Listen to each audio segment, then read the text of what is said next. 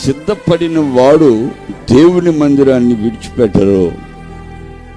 సిద్ధపాటు కలిగిన వాళ్ళు, వాక్యపు రుచి తెలిసిన వాళ్ళు, దైవజనుడు నెట్టేస్తున్నా కూడా ఆటోమేటిక్గా దేవుడి మందిరంలోకి వచ్చేస్తారు. చప్పట్లు కొట్టి స్తోత్రం చెప్పండి గట్టిగా. సిద్ధపాటు కలిగిన వాడు. కావాలని చూడండి, సైతాన్ని కూడా ఆటో డ్రైవర్లు ఎవరైనా ఉంటే ఆ రోజు ఆదివారం పూట 2000 ఇస్తానంటారు. 500 రూపాయలకి వెళ్ళాల్సిన ఆ డ్రైవర్కి బాడుకి 2000 ఇస్తాం అబ్బాయి అని అంటే, అమ్మో దేవుడు ఆదివారం పూట నాకు 2000 ఇస్తానంటున్నాడు, అయ్యా 200 నీయను అని ఎక్కి కూర్చుంటాడు. దేవునికి స్తోత్రం కలుగును గాక. ఆ డబ్బులు తీసుకొస్తాడా, వాడికి వచ్చిన మొలలకే జాలువయ్యి. అర్థమవుతుందా?